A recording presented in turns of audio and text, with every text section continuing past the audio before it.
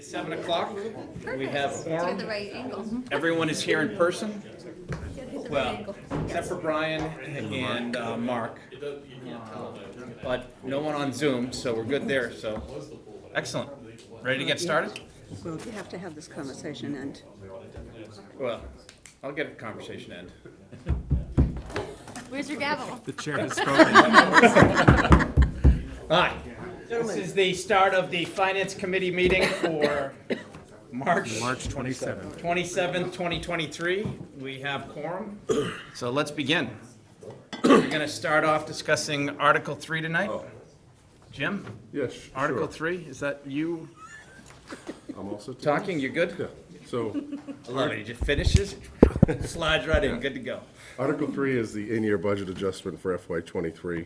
We have two requests for you to consider. The first one is $450,000 from the ambulance reserve receipt account to an account we'll set up to purchase an ambulance. As you may already know, obviously Norwood Hospital's been down for some time now, and it was the other hospital in Brockton recently went down with some type of electrical issue over there.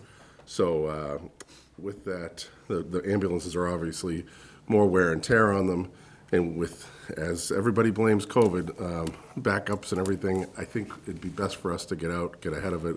Select Board was supportive of the idea. Of course, the chief and deputy chief were supportive of it. We actually had it programmed in for the following fiscal year, so the money was already pre-programmed. And one thing to be mindful of with this request is it's not actually, we're just taking money and moving it from the ambulance reserve receipt account to another account that Jody will set up. We actually don't purchase the vehicle until it comes in and it's delivered, and we give them a check. And when do we anticipate the delivery? We might get lucky and maybe get it in the early fall. Yeah. September. Excellent. So this would be supplement, right now we have three ambulances. One's 14, 17, 19, chief? I think so. 14, 17, 19. Okay. One has 100,000. 113 on the 17. Can you just come up to the, because I got the complaint for the recording for the TV, it doesn't. Yeah. Doesn't record well from far, long distance. Sorry. So A1, which is the 2017, has 113,000 miles on it. A2, which is the 2019, has 88,000 miles. A3, which is our spare, 2014, has 85,000 miles. Excellent.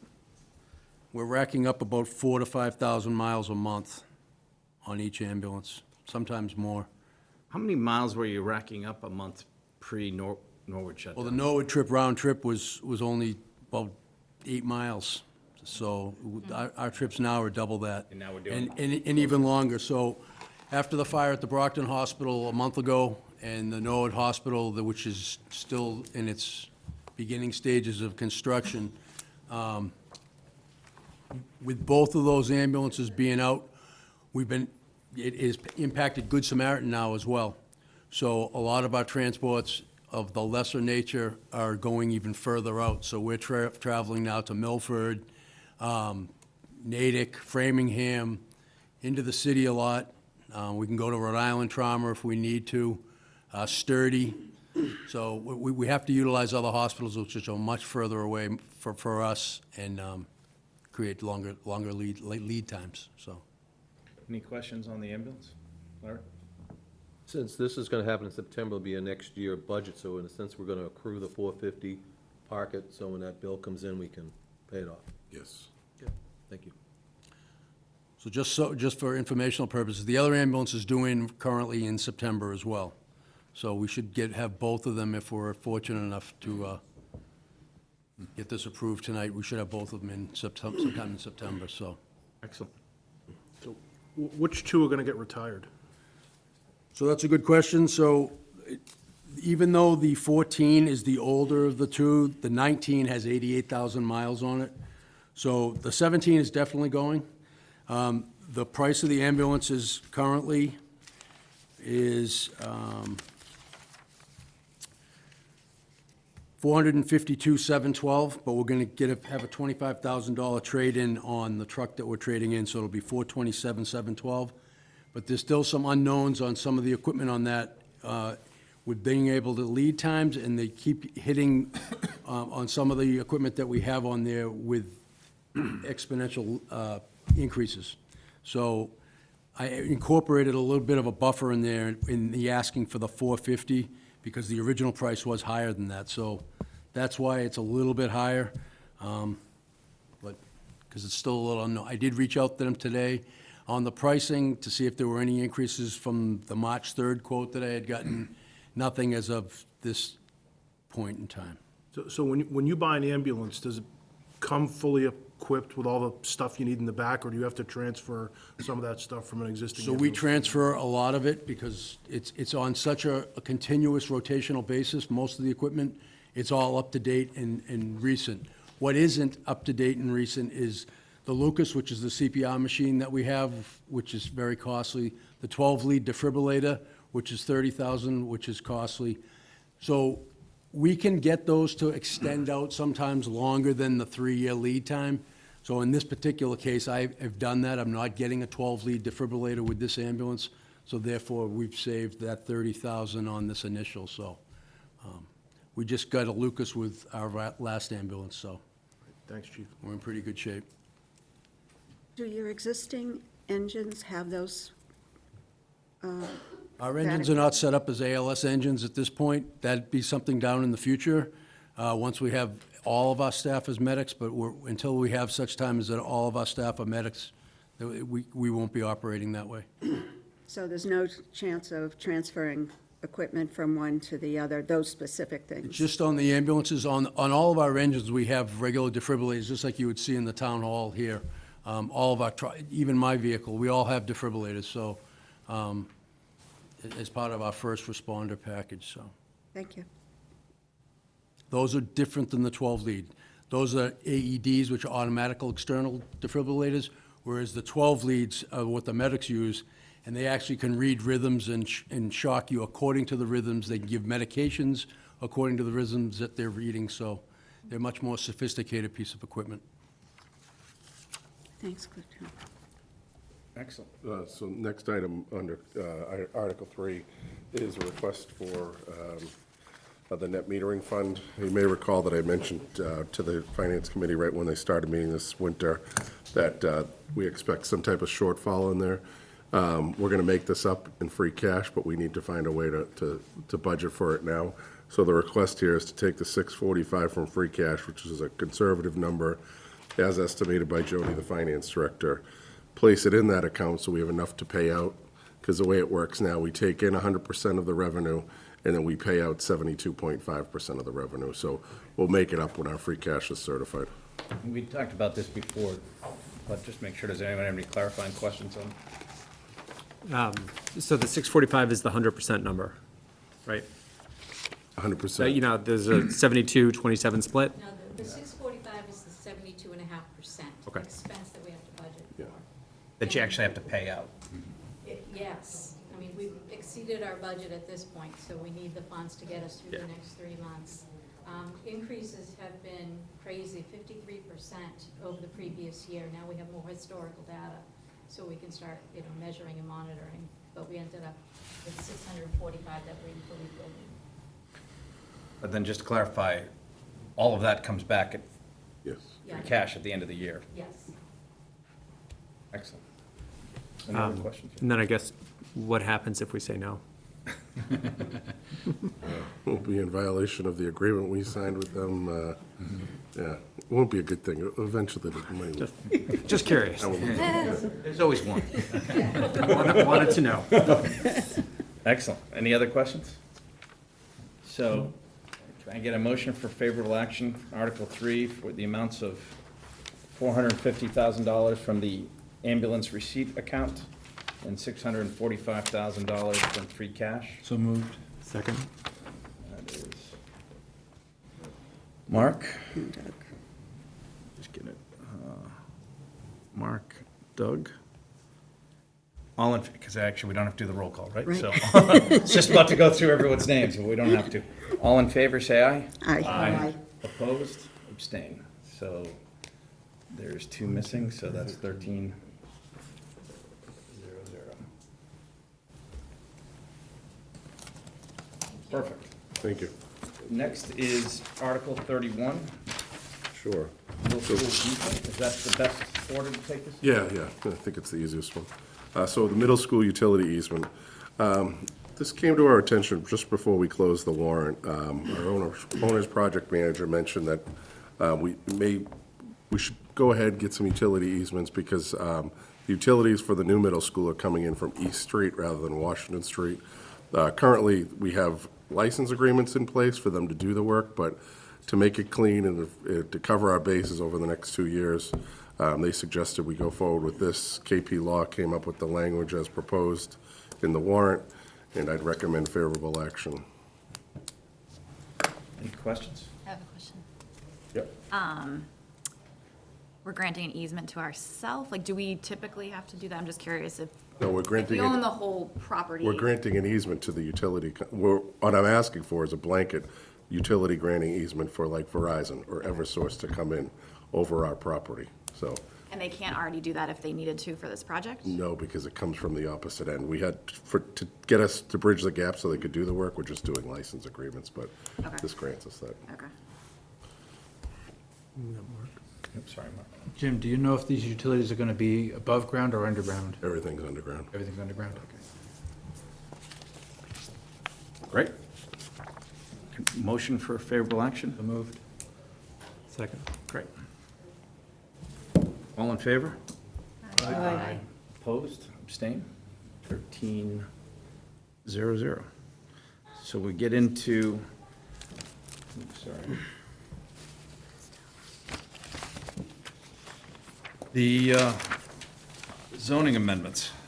So the planning board chair, right before the start of the meeting, asked if we could postpone this discussion because they are not posted for a meeting. And it was kind of news to me. I was expecting to go forward with it. My only concern is with postponing this, is you have a really tight time frame to get this on, in the booklet and everything. As I mentioned, I think it's April 6th, is the last time for you to get on there. We're ready to go. I don't know where Jack went, but, So why did they need to post? I don't know. This Can is we not, ask this them? is our meeting, not theirs. It's your meeting, yeah. So I see no reason why you couldn't go forward, and if you're not comfortable with the answers you're So we provided. don't have time to discuss this another date, so let's go forward. If we need to reconsider later, we can do that, right? Okay. Sorry, that was a little aggressive on my part. Is everyone okay with that decision? I just asked that since 22 is the one that's most likely gonna have the most discussion, if we can bypass that and possibly get through some of the easier ones first? I don't see an issue with that. I just want to make sure we get to it tonight, because Right. Jim O'Neill, the chair of the select board's here, is the sponsoring authority. Sure. Is there anyone then to talk? You guys are Patrick's all good? set to go. Just make sure. And I asked the building commissioner to join us too, if there's any technical questions, so Jim Crowley's here, right behind me. Great. So let's start with Article 23. All right. So Article 23 is really, I guess, what you would call it more of a cleanup article. Section 2.7, which deals with subdivision phasing. One, it expired in 2020, and it's a practice that's really no longer used or, I guess, relevant. So the article itself is really just You want to join? to remove that article. Can't. There's three of us. But this is not your meeting. Yeah, but there's quorum, because there's three members, it's quorum. It's a quorum because they're a five-member board. Okay. So we can't, so when it goes on, we can't participate. Okay. If you want to postpone it, No, we don't have We time. can't. It's not, we don't have any more time on our schedule, so. it's our article, so we can't do it, so. Okay. Great. Obviously, it's not great, because we're the elected board that does it, and that's being presented by the employees. Okay. Can I ask you a question? Sure, please go right ahead. Jack, can I ask you a question? I was going through Can you the, just come to a microphone so it can?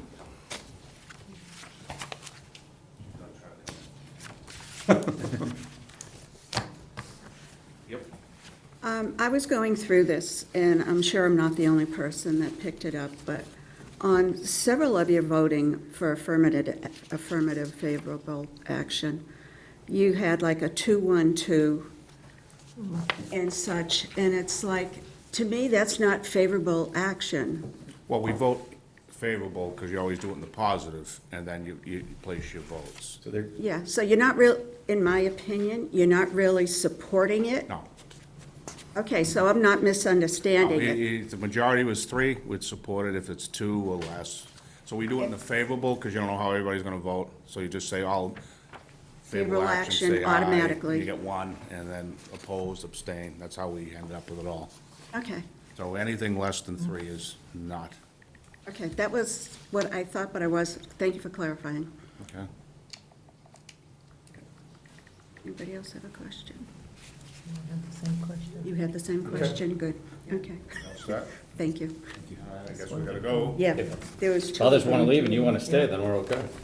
You know, they come down too, because they all had their votes, that's why Yeah. they came, they, you know, Yeah. as you see, it's not 5-0 all the way through. Yeah. No, it's If not. it was, we wouldn't have that issue, but, you know. Yeah. Katie said something, John said something, Sarah was not here, or even Phil said something different.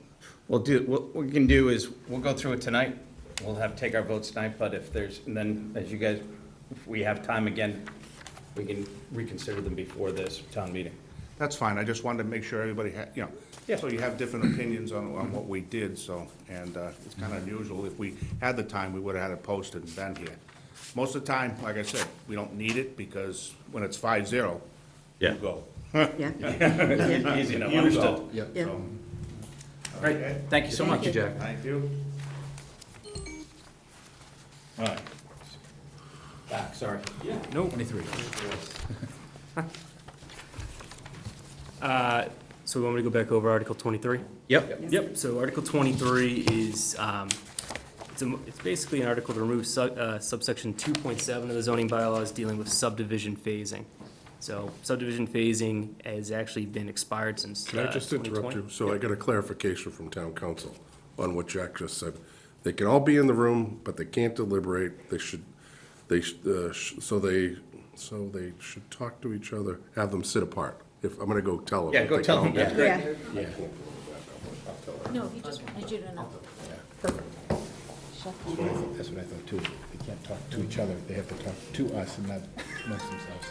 All right, this one's a 5. Yep. Oh, recommendation, so sorry, please continue. That's really it, it's just removing subsection 2.7 from the zoning bylaws. It's a practice that's no longer utilized, and it's actually no longer valid. So it's expired, so it's really just a cleanup article. Perfect. Any questions? Get a motion? Move for I have a favorable question. action. Ooh, Oh, Sorry, Larry. Sorry. I've seen developers do phases to, in a sense, stay below certain thresholds. Mhm. Is that why we're kind of taking it out? Really, more or less taking it out, because I think when it was originally put in, the town had more developable land, and so rather than construct a subdivision that would be overly burdensome, the subdivision phasing bylaw itself was enacted in order to kind of have a more scaled or mitigated form of development, so it's just no longer applicable. Thank you. Move for favorable action on Article 23. Second. All in favor? Aye. Abstain, opposed? So that's 13-0-0. I'm just going to try to stay easy for another moment. 24? So, Article 24 deals with the appeal timeframe for site plan review. So, the reason from going from 30 days to 20 days is really just to be more consistent with appeal timeframes for things such as site plan review, a subdivision, or a variance. Mass general law usually dictates the appeal timeframe for those things, but doesn't dictate the timeframe for site plan review. That's more of a local appeal timeframe that is kind of dictated. So moving it from 30 to 20 is just to be more consistent with how we conduct appeals for other applications, and to and really just to be more consistent, favorable to the developer, have a smoother process or more consistent process with other applications. Excellent. Quick question. Is it possible that appeals could run concurrently on the same project? Or, In terms of different applications, or? well, it'd be for the same project, but they've come for a plan review, but somebody else has already denied it under another board's purview.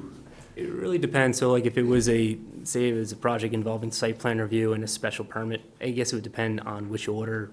One, if it came forward at the same time, if a developer was going forward with those consecutively. In some situations, usually a decision's rendered at the same time, so when it's,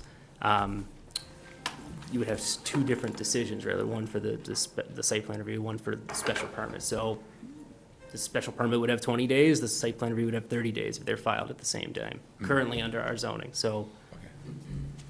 Yeah. Perfect. I'm just curious if it's calendar or business days. Calendar.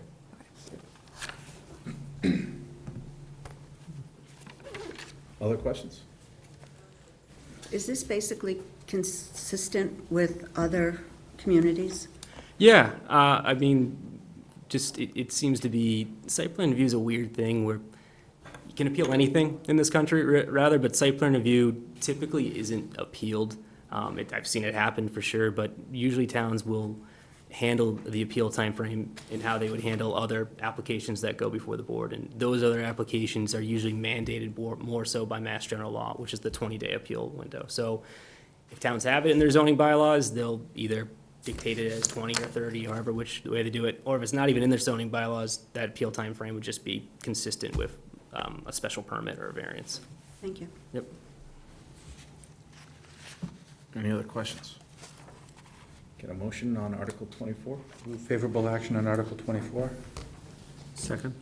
Ari and Doug, yeah, great. All in favor, say aye. Aye. Opposed, abstain? 13-0-0.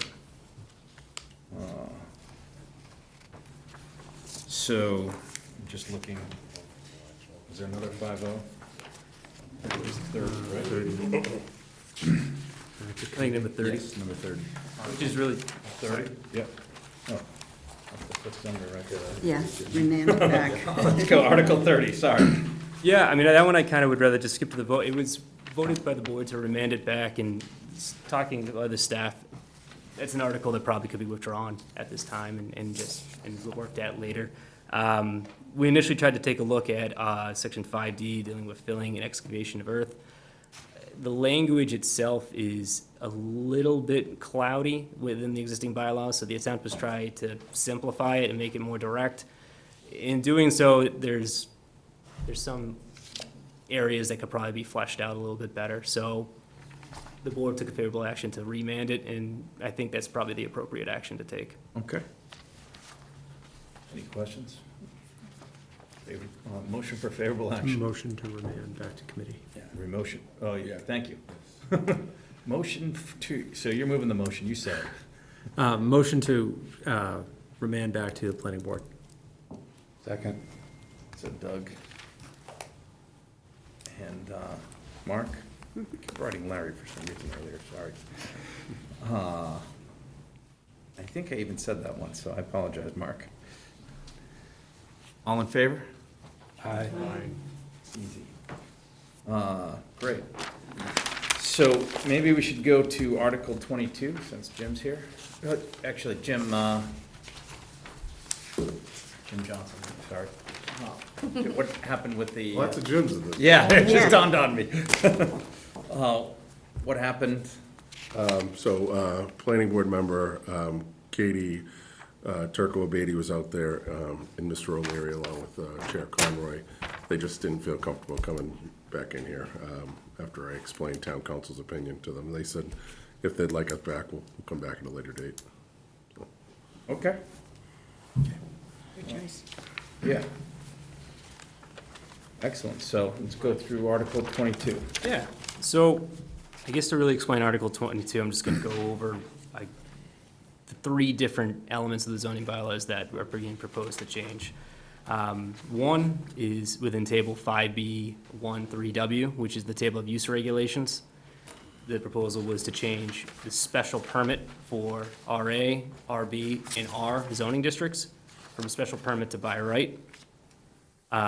The second change was, I guess, a litany of changes within the bylaw itself, which is Section 5-B.2.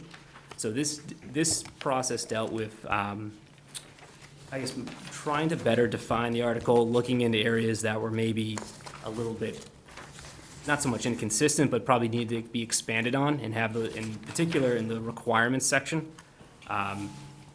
Those areas were both expanded on, changed in order to better define those, and I can go over those more if the board wants me to, or the commission wants me to. No, let's see if people have questions, and we can get Yep, into it. and then the last section being proposed change to the bylaw deals with section 14, which is the zoning bylaws definition section. Again, this was just to better clarify and defend accessory in-law suites itself, and then third degree of kinship, which is a phrase used within the article because it's an in-law suite article, and it wasn't actually really defined within our zoning, so we had to add a definition there. So, from watching their meeting, it seemed some of the issue on this one was the language in the warrant as presented, would not So- strike-throughs and cross-outs, am I correct? Yeah, so I think one of the issues brought by the planning board had to do with, I guess, the ordering of the subsections weren't properly noted.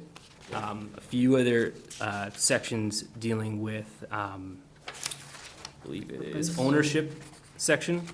Section 5 refers back to a decision which would indicate a special permit decision. So if the proposal is to make it to by right, that language would need to be amended to something that dealt with more of a by right change, or a change that could be recorded at the Registry of Deeds, but is more or less affecting the deed rather than a special permit decision. And the other change dealt with pre-existing units. There's language that refers back to a special permit. Again, that's a, I guess, just a little bit of a mess up in terms of if you make the change from special permit to allowed by right, you need to redefine that language. And so within the information that the commission has, there's information is in yellow. So basically going back to town council to figure out, hey, the warrant's closed, how can we correct this in a way that is legal and allowed to be done? Indicating that, or at least talking to town council, what could be done is a substitute motion that is reflected in a defined, I guess, handout, so to speak. Yep. So that language is kind of what's before the commission right now, that's highlighted in yellow. Those changes would need to be brought in as part of a substitute motion to correct those inconsistencies that the planning board brought forward. Or So if this board is interested, we can put forward a substitute motion. To address the concerns that were raised at the planning board, and I specifically asked council about that, is because as we were sitting through the public hearing and Patrick was explaining it, building commissioner and I were talking, and I said, what do you think? Like, this just kind of came up in the middle of the hearing, and Jim was comfortable that this was going to address the concerns that were raised, since he's going to be the one doing the enforcement here. Anything to add, Jim? No. And this motion was put forward by the select board? The warrant article is Sorry, sponsored by the sorry. select board. It's a bit confusing on this one, because generally, I don't remember it, maybe they, well, actually, they sponsored the affordable housing bylaw for a few years there. But generally, the zoning articles come forward from they're sponsored by the planning board. This matter specifically was brought forward by the zoning board. I believe they brought it to the planning board said it should go to the select board listened to what the planning board members, zoning board members had to say, and wanted, the thought process on this is, let's try to make it easier for our residents. Myself, there may come a day where my parents and my in-laws might want to move into the house, they're in their getting into their 70s or almost in their 70s, and we were just trying to make it, we meaning the select board, easier for residents to go through that process. If they meet X, Y, and Z, which is specifically spelled out here, they wouldn't have to go through a whole planning, zoning board public hearing, notifying abutters. It just makes it easier for them throughout the process. The select board understood that and was appreciative of, let's make it easier for our residents, and that's why it's going forward in this manner. How did the select board, was their vote, was this a 5-0? Well, we haven't actually voted the article yet because we're waiting to hear, what you guys do, we generally follow. I can tell you there was a lot of support for the article. I would assume that it will be a 5-0 vote, but again, I don't want to get And ahead they of the did process. vote to sponsor it, so. We did vote to sponsor it, and there was not a lot of debate. In Okay. fact, Judy Conroy from the ZBA came and asked us if we would sponsor it, and we agreed to take that on, as the planning board felt that it was better to come through us. So we said, fine, we'll take it, and we did. Excellent. So I'll open up to questions. Um, Have Mike. So the 2-3 vote by the planning board, was it strictly dealing with the issue of numbering, or was there significant discussion over why are we changing this part or that part? Patrick, chime in here if I I missed was- it, I but they was- primarily focused on the strike-through, where Jim and I spoke in the middle of the hearing, which was, it will make it confusing, where you'll have two As, two Bs, so it was that. It was relating to the deed restriction in it. And what was the third one, Patrick, that they covered? It dealt with changes to the unit itself. The previous language referred back to amending the special permit decision. This change would need to be more or less reflected by the building permit rather than the special permit, if it were to be by right. Oh, okay. So, just from a procedural standpoint, if we put forward the substitute motion, then the planning board, when they meet next, can review and discuss it. They can certainly discuss it, but they've held, their requirement is to hold a public hearing, and I specifically asked town council that. They've met their requirements, public hearing's been held. We're allowed to make these specific changes, if we call them out, highlight them as part of the main motion. And if the finance committee says that, we understand this, let's bring it forward. We'll make sure that the town meeting, the body voting on it, has this motion as part of the packets too. Okay. But they don't have to meet again to discuss it? No. Fair enough. Other questions? I was glad to see, as I was going through here, under Section C, ownership requirements, that number 7, under no circumstances shall the accessory in-law suite be utilized as a rental dwelling unit. How do you enforce that? Because I can tell you now about 6 people who started out with in-law apartments, life happened, and now they're renting those apartments privately to other than the immediate family. So how do you, as a body, enforce something if you're not aware of it? They're not coming to you with paperwork, they're not looking for a permit, they're just continuing. And I see what it says here, but what's the enforcement? How can you? So honestly, the enforcement on this is basically being notified. Again, we're complaint-based driven. We don't go around to the 13,000 plus homes in the town and go searching every home. So if we get a complaint, we follow it through. So usually if someone is using the in-law as a rental property, we won't know that till either the property's change hands and the new owner comes in to inquire about the property and find out it's an in-law, not a rental unit, or if a neighbour complains about it. So if some are being rented and not being complained, we won't know unless someone does inform us of it. Okay. Other questions? Yes. Oh, sorry, Tim. Section D4, where it talks about 2 exterior doors. Mm-hmm. Is that, no more than 2 exterior doors? Can you explain that? My house has 4. Specifically for the in-law unit, not the home itself. Okay. Yeah. D9, it talks about you can't have business, commercial, or seasonal rentals. Seasonal rentals make sense. The commercial use makes sense, but can you tell me can you define business? Am I allowed to go use that in-law unit for my Zoom meetings? Oh, well, that's something we wouldn't know about, but I think the business in that sense would be more or less like a home occupation. So this, I'm sorry, this is actually there was 4 things. This language is also highlighted in yellow because it was reminded by the board. Initially, the language included the accessory in-law suite and the principal dwelling unit. But currently under our zoning bylaws, your primary dwelling unit can be utilized as a home occupation if it goes through the special permit process with the zoning board. So within within the substitute motion was to just scale back the language and only dictate that the in-law suite may not be utilized as a business, commercial, or seasonal rental. Whereas the primary dwelling unit, under our zoning bylaws, if you want to have a woodworking shop, and you want to go get a special permit to conduct your business there, you're able to do that. I don't have any man skills, so I can't do any of that stuff. But I can bring my computer somewhere else, and so is that where my neighbor complains, Jim comes in and busts me for? No, so if your neighbour complains, again, it has to be a substantial complaint. If he just says he sees you going from room to room with your computer, that's not a valid It's got a point. kitchenette. Yeah. I understood Doug's, the answer to Doug's question to be related to the word rental, as in the in-law suite should not be used for business rental, commercial rental, or seasonal rental. Is that not correct?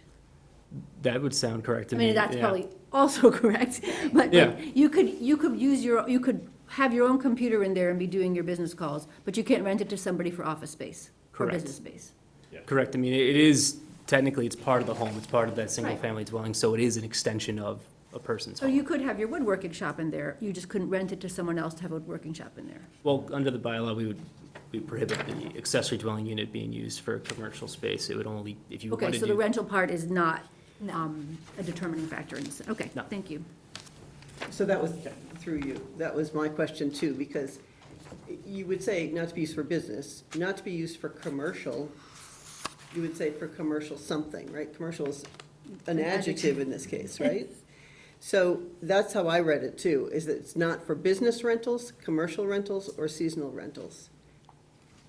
But you nodded to that, but you also just said, I couldn't put my woodworking business in it. I'm not renting it, I'm just, and I've got mad man skills. Human. So onto that part, this is for the in-law, so it's saying business, commercial for the rental in-law. If it was a single-family home, you couldn't actually run your business out of it without you registering as a business. If you're an online business, that's different, but you can't run, if you are a woodworker, you have to go for a special permit for a single-family home. So even for yourself, to say, if you're an accountant and you had people come to your house, you have to register that business in your home. This is just defined that this basically, again, let Patrick finish that side of it, but it's basically backing up that it's a single-family home. And once, again, you're getting an accessory in-law, which is a finite, basically use, not to be morbid, but you're getting your in-laws that have a shelf life. Unfortunately. It's a lot longer than you expect. And that's the whole premise of this is, again, being morbid, when it does become free and empty, that it doesn't get used as an income for either rentals or starting someone else's business, that you can rent it out as to have a business for themselves. Yeah, I'm still, I don't need to know personally, I still am, are you set with the language? I'm still a little confused with the language. I'm wondering if it's 3 different types of rentals are being outlawed, or if it's the seasonal rental and all business and all commercial applications. So my understanding in reading and interpreting it is it's seasonal rentals. The business, it's business, even my personal business, my commercial business, and seasonal rentals. And it doesn't matter anyhow, because there's another zoning law that even if it was specifically for that one purpose, I'd still have to go get a special permit. I don't have an in-law apartment in my house, but if I wanted to start running a operating business out of my house in the town of Walpole, I have to go get a special permit. Sure, my thing, and I think this is what Lisa said Yeah, too, yeah. it's just that the language is not clear as to what you're outlawing here. Yeah, that's You're true. 100% right.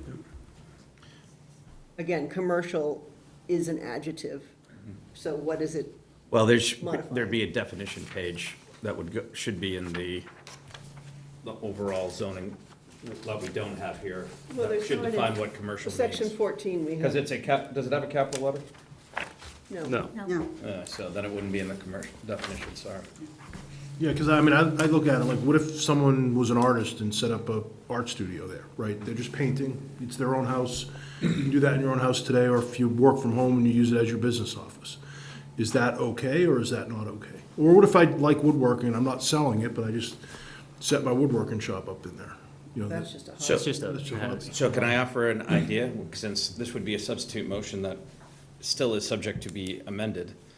If the concern is the rentals, it's very easy to say, to add to this, to say for business rentals, commercial rentals, or seasonal rentals, and clearly define it. If that was what was If that's intended. the case. Well, that makes it much clearer. we can amend it.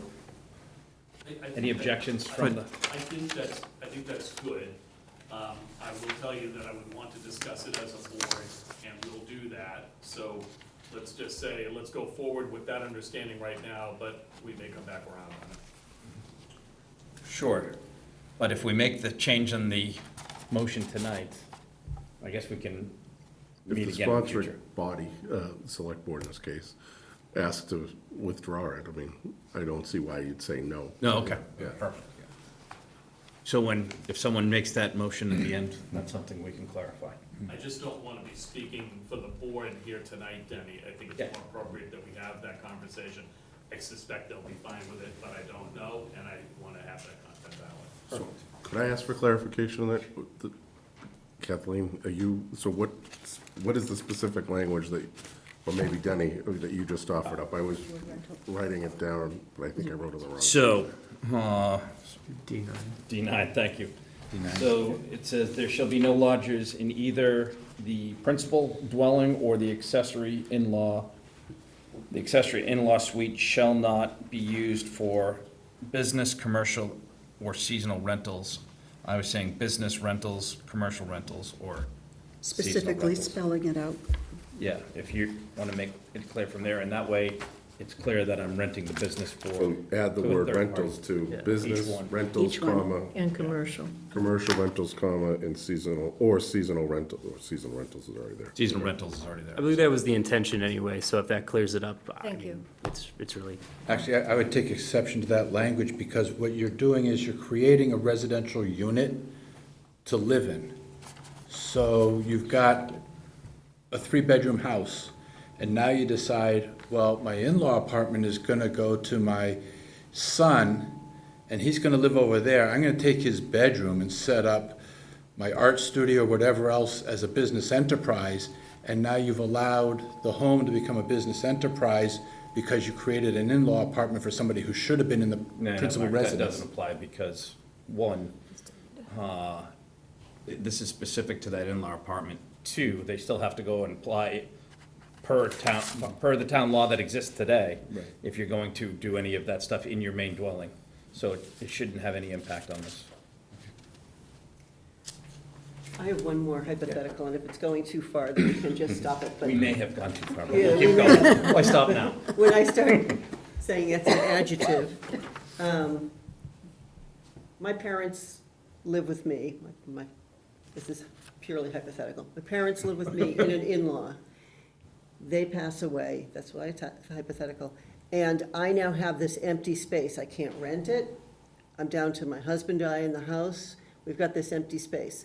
I can use it for whatever I want as part of my main home, assuming I take the door off or keep the door open or something, as long as I go through the permitting process for a primary dwelling. So as part of your primary dwelling, that's the whole point of, so the in-law, again, is specific to having family there. And the only difference between doing this and doing an addition on your house is mainly the kitchen.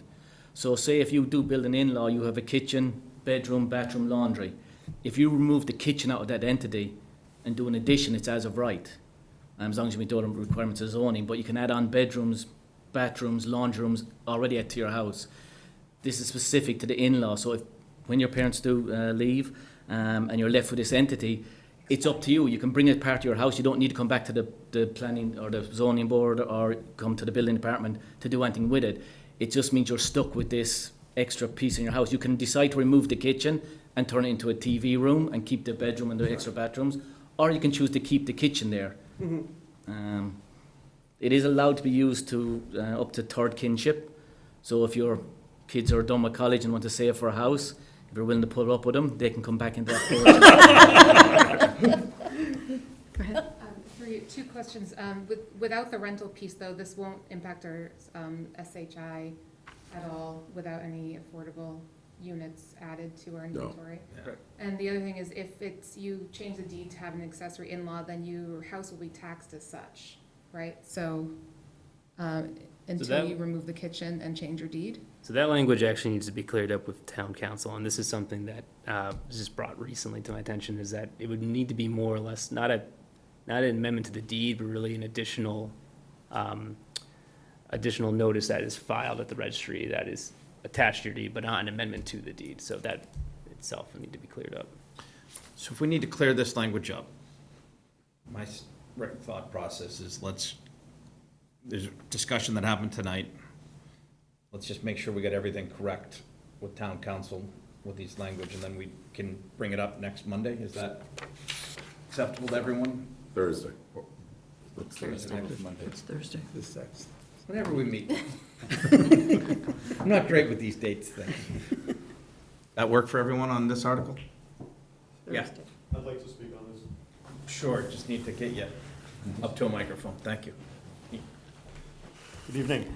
I'm John Lee with the Zoning Board of Appeals, and we did a lot of work on this article, and at this point, the zoning board does not support this.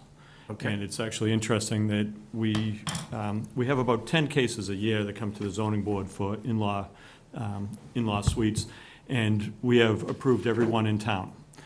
But it's part of the public hearing process where all the neighbors get noticed, and people come out, and they can hear what's being proposed. The zoning board goes through the plans, and the goal is that the project is done so that it does not become a two-family house, because people buy into a single-family neighborhood, and that's what they expect to have. We have this wonderful bylaw that allows an in-law suite, and people have taken advantage of it in a good way. I mean, it's great. It gives families, different options of living together. But at this point, the zoning board is opposed to it, and the reason is because it's now been taken from a special permit, which requires that there's a hearing and neighbors get noticed about it, and everybody sees the plans and goes through it, and it's worked well for us up to this point.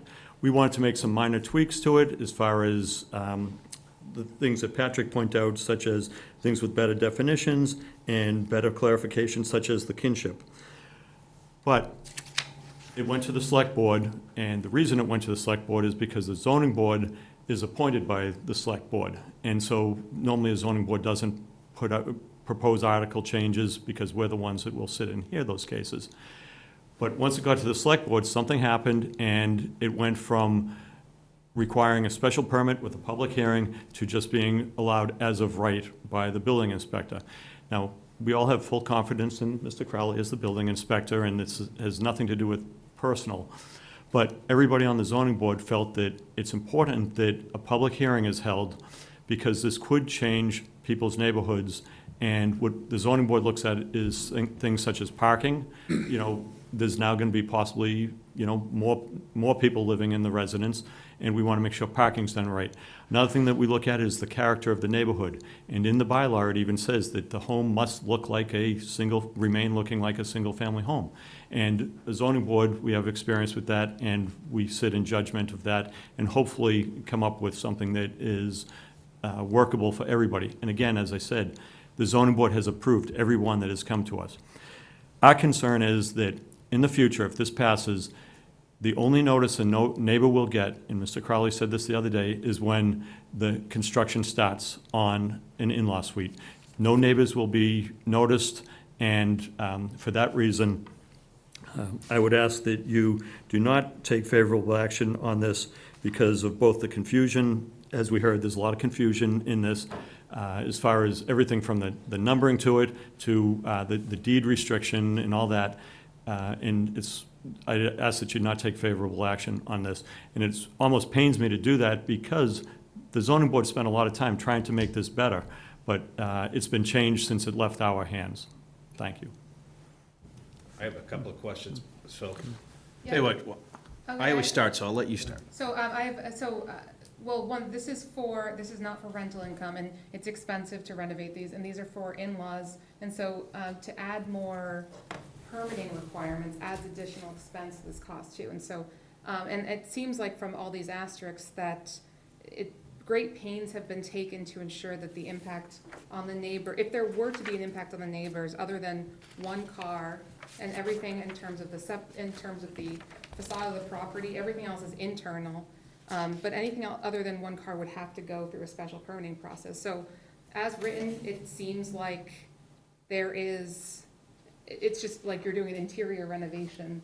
So to do the noticing requirements to neighbors, to sit through a hearing, to a special permitting hearing, that's additional expense for something that is a service to your in-laws for the purpose of their health and safety, and to provide residential stability and all that things in the purpose. So I don't see what, it seems like there is great pains taken to avoid that sort of Again, impact on the neighborhood. it comes down to, if you feel the public hearing process is a good process and you have the transparency so everybody knows what's happening in their neighborhood, that's why we've always had it as a special permit, and then that was taken away. And believe me, the zoning board is plenty busy. It's not like we're looking for work. We have plenty of things. But as I said, the number of cases per year, it's about 10 per year, and at the end of the day, the project usually is a better one because the neighbors have awareness of what's going on, and the zoning board has a lot of experience on this to make sure that it is done correctly, that it is done so that it does not end up being a two-family house in a residential area, because that's not what this is about. This is about an in-law suite, it's not a separate dwelling. See, you, Yeah, no, I mean, just to Mr. Lee's points, the special permit process or the public hearing process, can be a good thing for certain uses, certainly. I mean, it's a good point for transparency. It can be a point of, having the board make difficult decisions. And for the zoning board's purpose, mostly relief from the zoning. So when a bylaw is regulated to a certain extent, the regulation protects the neighborhood and protects the use. I don't necessarily think the special permit process or the public hearing process protects the public as much as good regulation protects the public. And so you can certainly take a different look at that, but I think following the requirements in the regulation itself, there's a litany of things that need to be checked off and looked at by town staff, and they do get looked at and checked off by town staff. So, it can be a difference of opinion for sure, but I think taking a look at the bylaw itself, as Mr. Lee pointed out, it takes a lot of the zoning board's time. In fact, in the past, I think it's from 2017, there's been 40 cases, of which it's about 25% of the board's caseload since that time is special permits for in-law units. So to me, that looks like it's a use that's in great demand, and it's a use that probably needs to be looked at in terms of its regulation to see if it's being handled correctly, if it's being regulated the best way. And so that's the initial look at the bylaw overall, not so much to change it from special permit to by right, but to actually look at the requirements, is because it happens so frequently. And I guess from my prior experience, when something is constantly needing to seek relief from a board, then there might be an issue with the zoning, and there might be an opportunity to better correct the zoning to current practices. So Denny, with that, we'll work on this, bring it back next Thursday, and address, and then you guys can vote on it. We'll fix the rental language and try to get some clarification on the deed, and make sure the planning board, if they'd like to post a meeting, they can post a meeting. is that acceptable to everyone? Yes. Can I just make one more objection? I don't like the third degree of kinship. If I can't make any money off of it, if I can't lock my doors, I don't see why I can't let anybody I want stay in there, because, again, I gotta trust them, because they're not gonna break into my house. C, Looking for the definition of kinship? the kinship, the third degree. C3. 14 is the definition. C3, Okay. C3 is the required. Yeah, I think it was C3. The in-law Oh, suite yeah. shall not be occupied by an individual with the third degree of kinship of the owner of the Right. principal dwelling unit. So I just don't like it. I feel like if my kids have a friend come home from college and they got no place to live and they want to go to Boston and I trust them, I don't have any problem giving them that. I feel like that should be my I guess option. to that comment, the thought behind this is keeping it as an in-law suite. Well, you'd be describing as an accessory dwelling unit, a pure accessory dwelling unit that does not have any kingship requirements. And that is a practice that a few towns are looking into. The state, just a few years ago, changed Mass General Law to lower the voting thresholds for towns that are trying to create accessory dwelling units. For this article, we're not proposing doing that. We're proposing just making changes to the in-law suite bylaw. But that is something that's been brought up, regionally and statewide as kind of a point of concern. So. Sure, I'm just gonna say one thing, just make sure we don't overstep our goal and objective here. We're not the planning board, we're not the select board, we're not the zoning board. So this is just a unique opportunity where what came in, people wanted changed, so we've got a chance to change it. I almost make sure that we can add our comments in, but it's up to others to change it, send us back what they think, we can then put in the substitute motion and vote it up or down. Okay, So that being said, I got Lisa. Yeah, Go down, I have a couple comments. I was seeing this as possibly a conflict between the interest of the homeowner and the right to do what they want with their building, and the interest of the neighbors and the right for them to weigh in with their opinions about preserving things exactly as they are, which is not necessarily right that some neighbors have, I believe. But Doug's blown it wide open for me. I really respect that you saw this in a different way and said that, why are we requiring a degree of kinship? Why are we forcing a definition of how to make a family on, the 20,000 plus people in this town?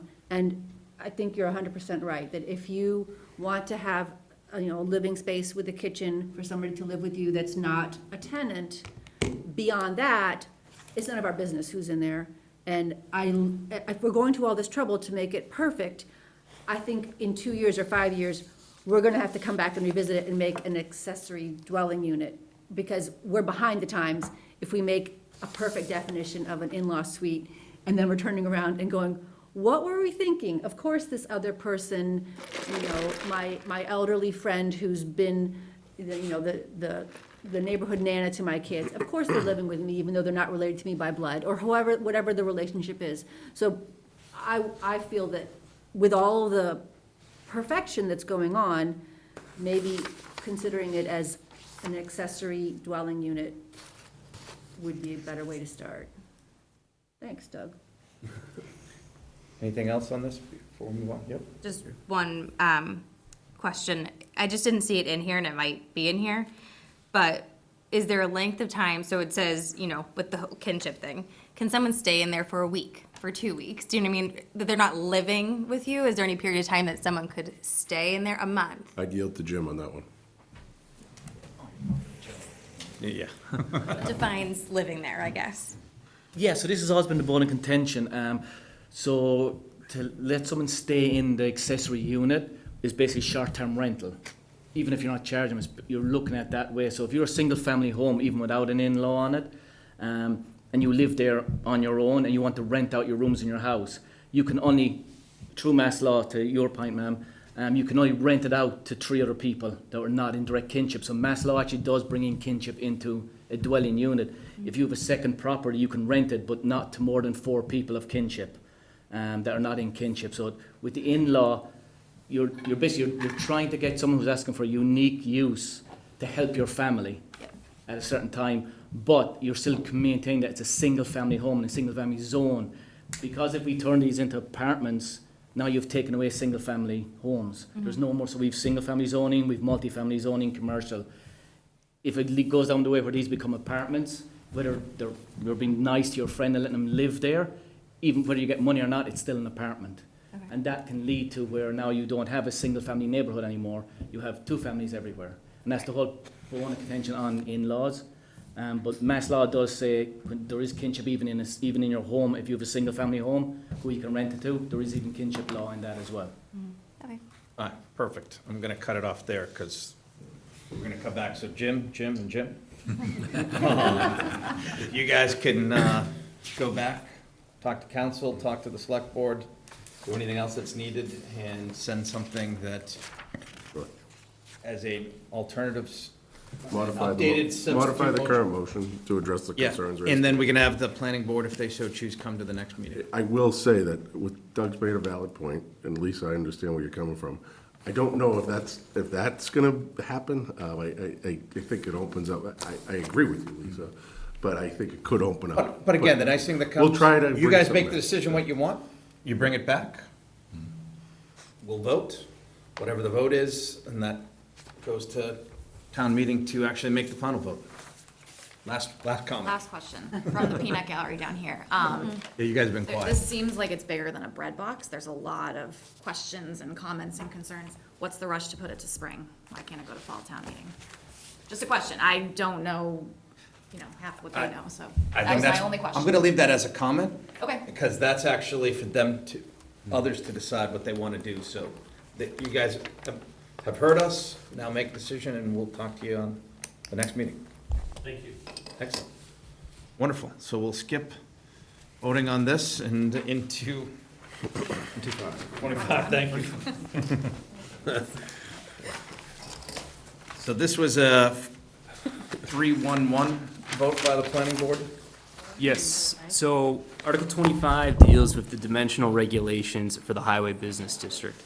So the proposal really is to just change the height from currently 45 feet or 4 stories to 55 feet or 5 stories, and change the side setback from 40 feet to 25 feet.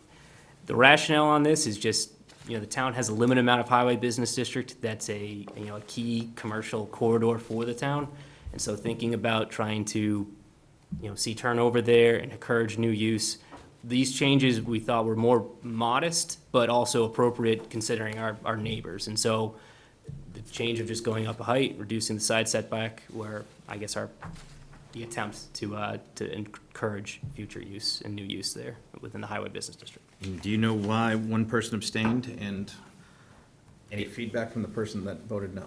So, I don't want to speak on behalf of the planning board members, because they're their own people and they have their own votes, but I know some of the concern was, well, what if one person likes the height, but some person doesn't like the side setback? And so having them together may be, I guess, a concern there, if someone likes height, but someone doesn't like side setback, and now you have to vote on both of them. I feel comfortable with the way the article's written, though, so. I'm gonna just work down this side, and then I'll come back down there. Mark? Just for clarification, what is the highway business district? Is it Route 1 to 95? Is it both sides of Route 1? Does it include 1A?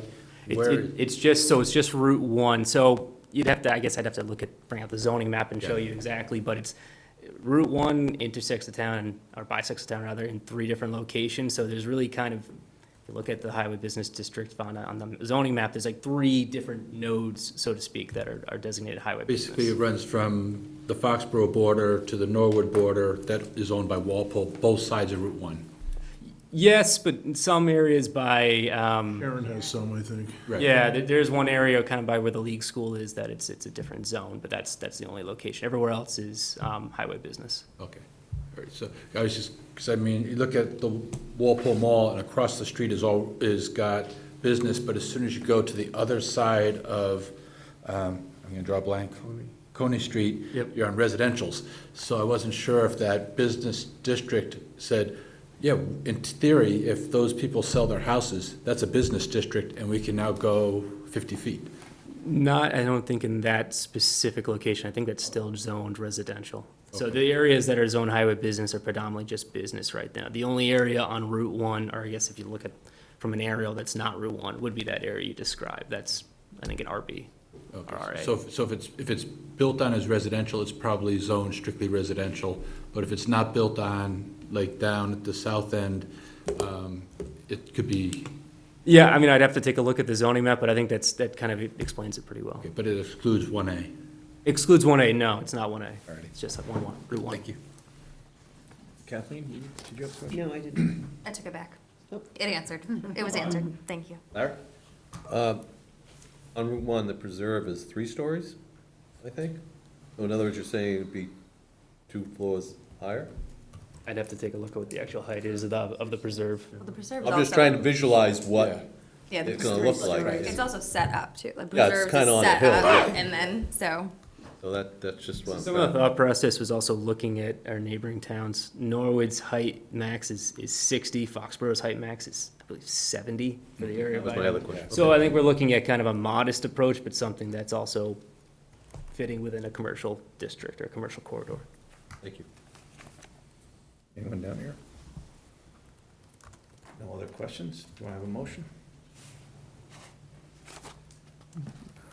Motion for favorable action on Article 25. Second? Scott, thank you. All in favor? Aye. Abstain?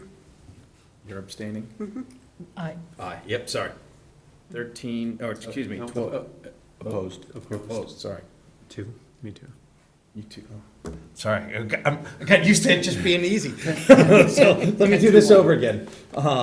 So I have two opposed. Three opposed. Three opposed. Make it easier. You're opposed? Okay. Yeah. So it's 10-3-0. 10-3-0. for 13. No one told me there's gonna be math on this today. Great. Bring her in math today. Article 26? Neat. Yep, so Article 26 is an amendment to the table of use regulations dealing with garaging and maintaining of vehicles. Currently under the zoning within residential districts, you have no more than 3 commercial vehicles, including 1 commercial vehicle. The proposal is really just to bump those numbers up slightly, up from garaging and maintaining no more than 4 vehicles and including 1 commercial vehicle.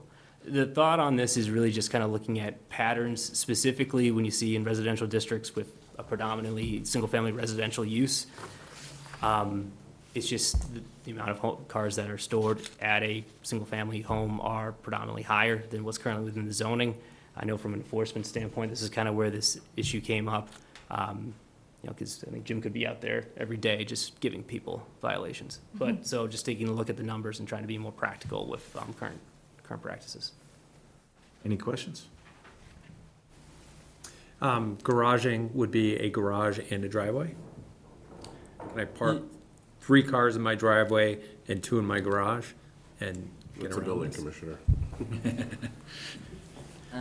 No, so it's both Garaged or parking in the garage and parking on your driveway. You're allowed up to 4 cars max. Because in our zoning, it does also stipulate that you can't do a long garage with 4 spaces inside and then park outside. It's per bay, so it does include inside and out. And is this also enforced through complaint-based? Yes, like I said, this is one of the unique ones where we have seen from either complaints and just driving around the town, people are, like the high school up here, all the parking spots in the high school are full. They're parking on Ellis Street, they're parking down at the police station.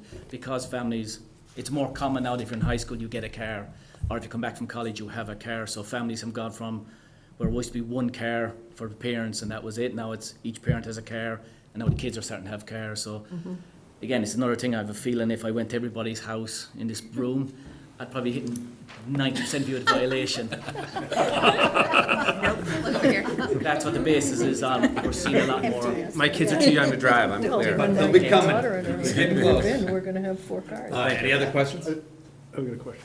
What is it, I mean, because, like, how long do they have to be there to be considered living there? It's like a kid in college, right? So they come home for Christmas, they're home for a couple weeks, I got a 5th car in my driveway. They leave, I'm back down to 4. Like, is that technically a violation? Zoning, technically, yes. Well, unless you have them, again, you could say that their residence is the college, but, or they're still residence at home, but in the college. So it's a grey area in our zoning, so that's why, again, it's complaint traced. And we also look at it from our point of view as we don't go in, kicking the front door in, taking the keys off the kids and taking the car off.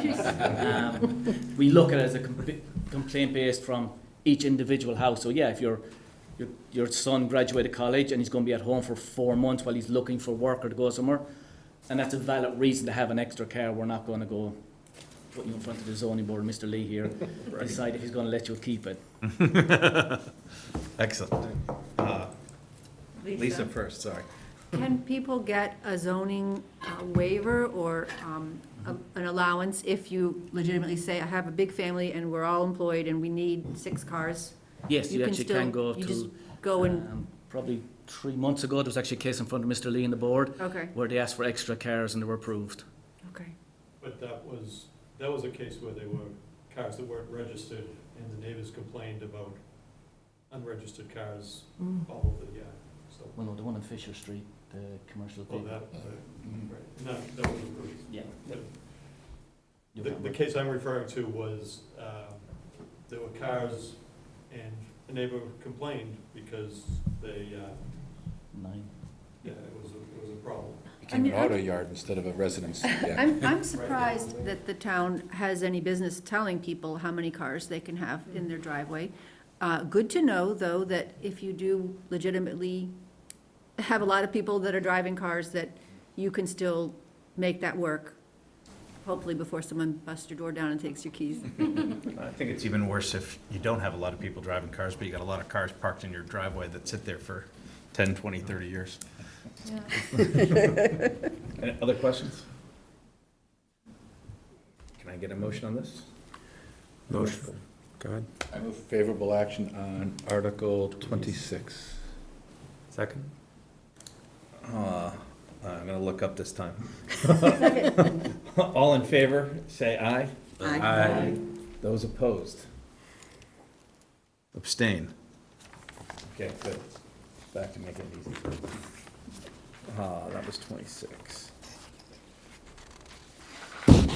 27. So Article 27 is back to the table of use regulations, and this is dealing with a two-family use. And changing this is specific towards the general residence district, which is the only zoning district in town that allows for the use. So the proposal is to change it for special permit to allowed by right. The reasoning being for that is that there's a lack of diversity within the town's housing stock. The general residence district is really the only, it's actually the only district in town that allows for that use. It's also, it's about 6.6% of the town's total land area. It's really primarily fully developed. We looked at existing parcels that would even be applicable, and you're really looking at, I'm gonna grab my numbers here. In terms of undeveloped parcels within the GR that would fit within the existing timeframes of the zoning, you're only looking around 13 parcels that are above 20,000 square feet and under 30,000 square feet. And then for parcels over 30,000 square feet, there's only 25 that are really undeveloped. So the percentage of the GR that is actually available for new growth is minimum. So why the change? The change is really thinking of turnover, change within housing practices, but also kind of similar to the in-law in a sense, the use is already further regulated within the table of use regulations. So in the general residence district, you only need 15,000 square feet to build a single-family home. However, you need 20,000 square feet for a two-family and 30,000 square feet for a three-family, and both uses must be connected to town sewer. So the use itself is already further regulated, so the action of going for a special permit, really, if you're meeting the regulations for that, the thought process is, why do you need to seek further relief if the use is already regulated? And looking at the GR itself, it's an old district in town. I'm sure most of you can the GR is really around the downtown here, East Walpole, a little bit of South Walpole, predominantly East Walpole, and those lots most are under 20,000 square feet. The actual area in the town the GR that would be applicable for a 2 to 3 family use is extremely small. You're probably really, I think around under 20% of the GR of the applicable parcels would actually probably be even, if there was turnover, would even fit within the guidelines of allowing this use. So this is, really just the thought process. If you see change in turnover, allowing that use to kind of already be regulated the way it is, and just having the process be facilitated a little bit more easily for a use such as that. So, Larry? As a resident of East Walpole, I've seen where they've taken a single family and made it into a 3. And the neighbors weren't happy about it, and they had to go through a special permit, I think. It got done, but at least it gave the neighbors a seat at the table to weigh in and listen what was going on and maybe ask for some remedies or modifications to make it somewhat more, neighborhood friendly. So that's my 2 cents. Other comments? Mark, or questions? Sorry. Actually, so we're talking about, on 27, we're talking about 2-family units. So these are not duplexes, these are vertical units? No, you can be vertical or side by side. Okay. And then under 28, 3 would assume would be vertical. You wouldn't be doing 3 side by side within 30,000 square feet. I mean, if you have the land area If you have the land area, depends on how if it's a skinny lot, you're going up more than likely or going back. Okay. Do the ZBA see a lot of these requests? None that I've been hearing. I've been here 4 years so far, and I've only come across one where it was one from a two-family went from single-family to a two-family, on a lot that had enough to do with 3-family, but they left it at 2-family. Yeah. That's the only one I know of. A lot of that has to do with, there's really not a lot of undeveloped land left in the GR, and like I said, the majority of the lots either are already developed for a use that's probably not gonna turn over, or they're really, they don't meet the size requirements. There's a lot of existing homes that are just, they're frankly, they're all pre-existing non-conforming, and they're all well under 20,000 square feet. So there's not a lot of land in the GR that is even really applicable for this.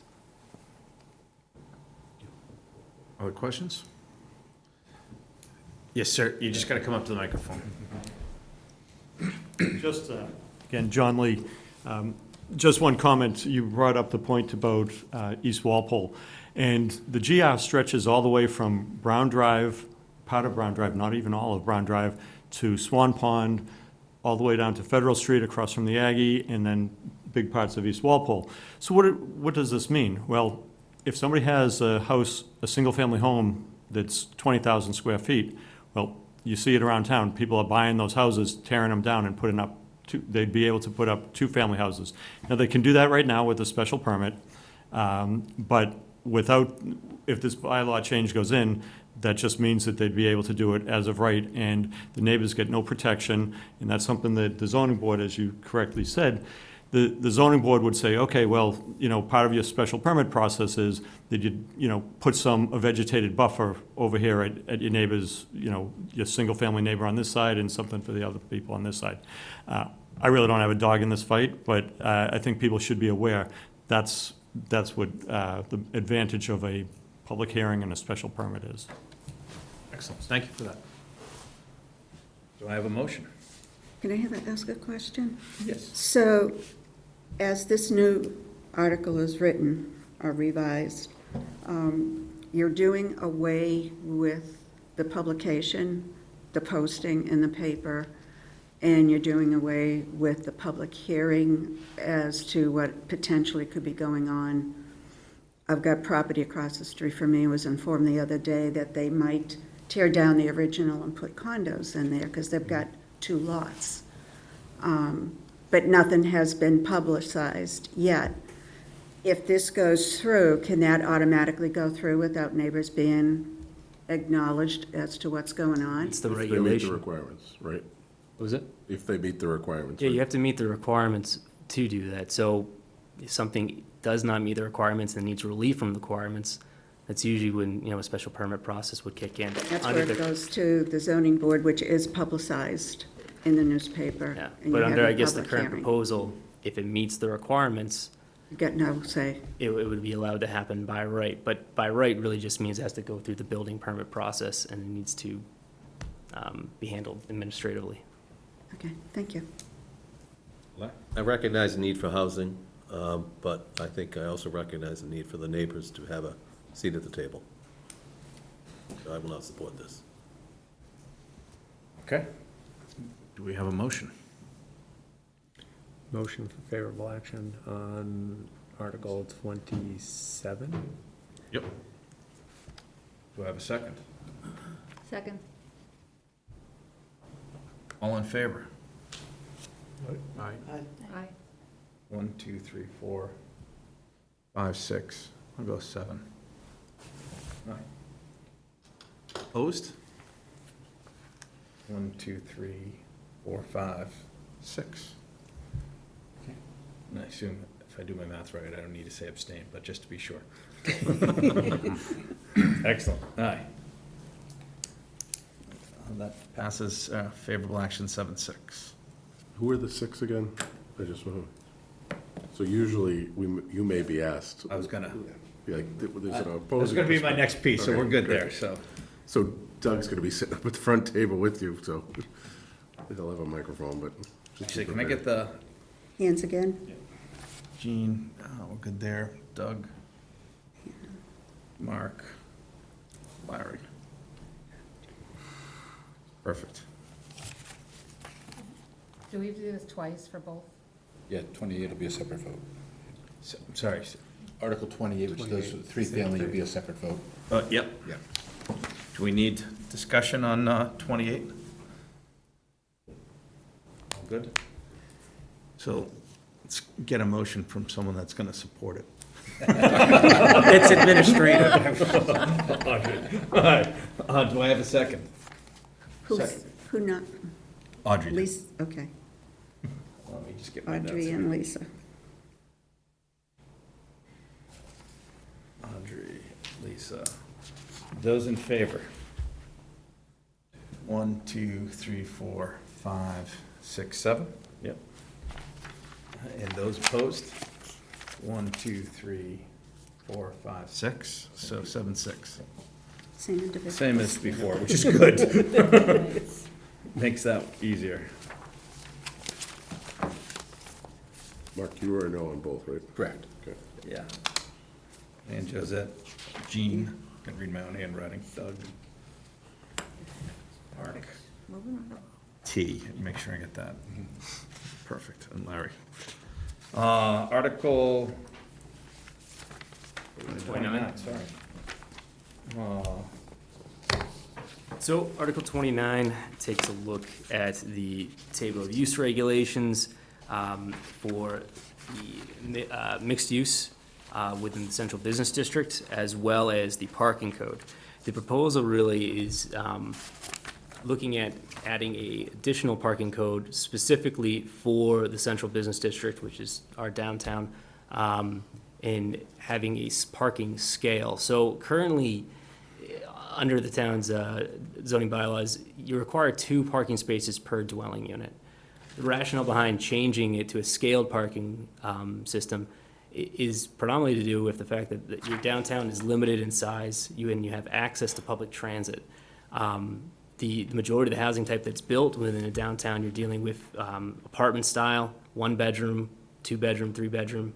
And so a parking scale is really a tool utilized in most downtowns, or most towns that have gone through a zoning rewrite to increase density within a downtown by trying to provide a metrics that, or a measure that is really, it's not a one size fits all, but it's really predominated by what the actual bedroom count would be for a unit, for a development. So, you know, looking at this, we looked at kind of neighboring communities, but also looking at some of the business developments that have gone in the downtown in the past couple of years, Liberty Station, Union and West, all of which sought relief from the zoning, from our parking. You know, that, like I said, there's a limited amount of area within the downtown, so when you do see turnover, you know, that space is quite limited, and there's kind of a practice that if you have a transit location or access to public transit, the idea is that more people can utilize that public transit as a means of commute, and that the demand for excessive parking is not always applicable. Likewise, if it's a 1-bedroom unit, is there always a demand for 2? Possibly, but more often than not, the parking demand for an apartment complex or a mixed-use complex, it can be more predetermined by the bedroom count rather than a one-size-fits model of 2 spaces per dwelling unit. That's really it. Pretty. Questions, Larry?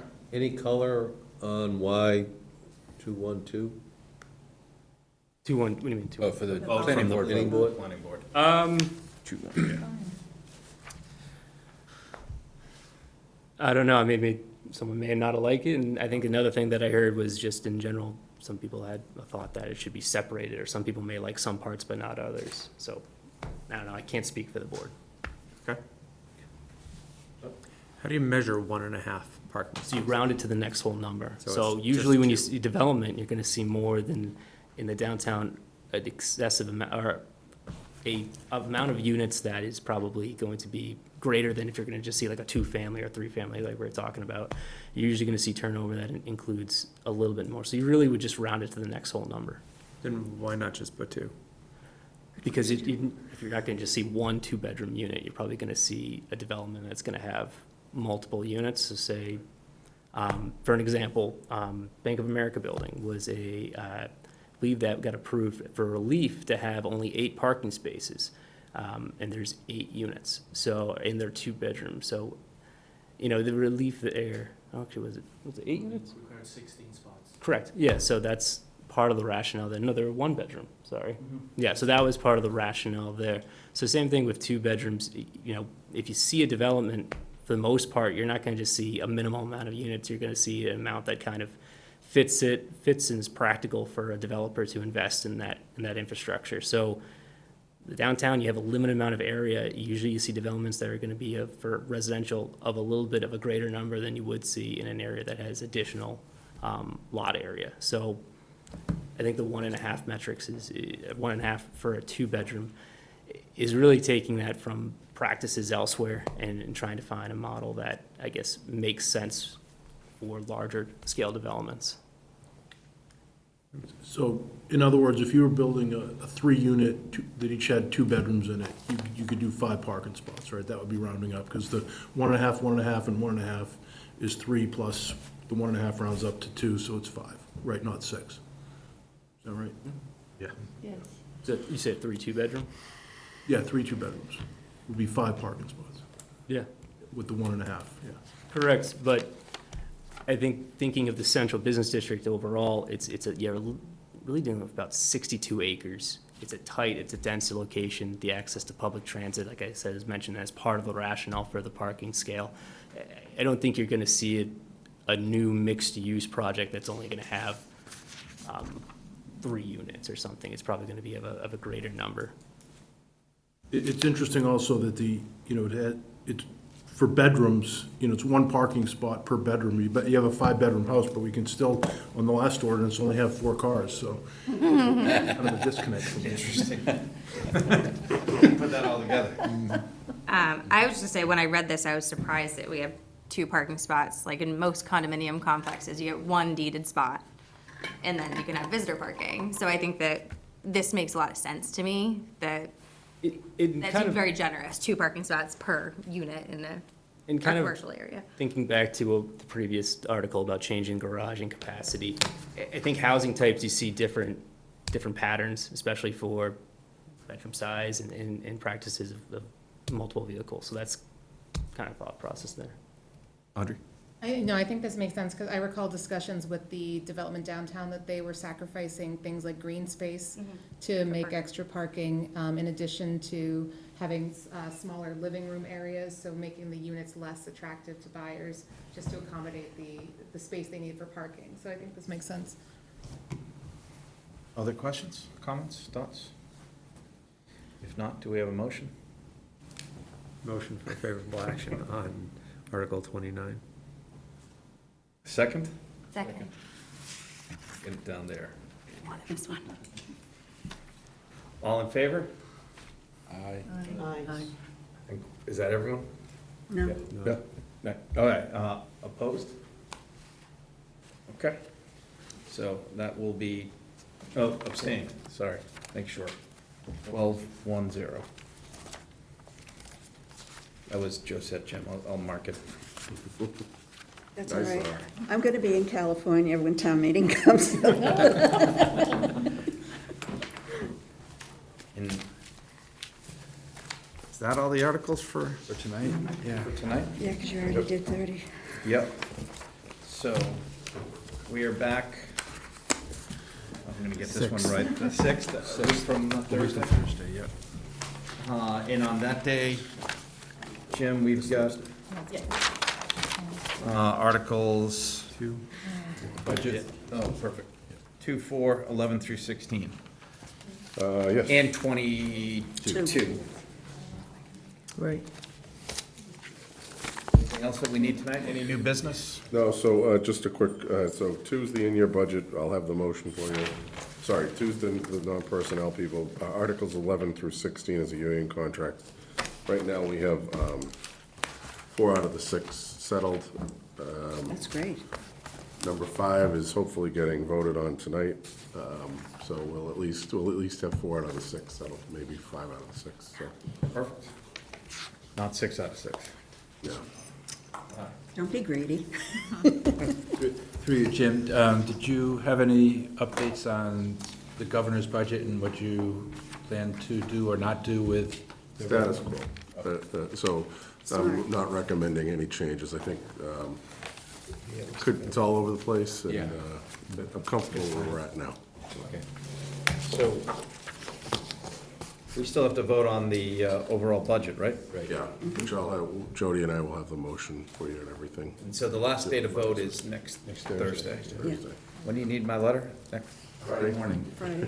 This Friday, yeah, okay, good. Right away, like the next day. Oh, the day after that. Yeah, so if you could have it That's- ready to go. That's plenty of time. Start writing everything now and just kind of. Mark used to stay up really late and get it to me. You know, I email him at 12:30 on the day it's due, right after our meeting. I finalize. You'll have a draft in advance. And Claire would be on his back. Exactly. Yeah, good. But yeah, I had everything drafted. It's just like, okay, what's the actual vote gonna be? And then just add 3 sentences.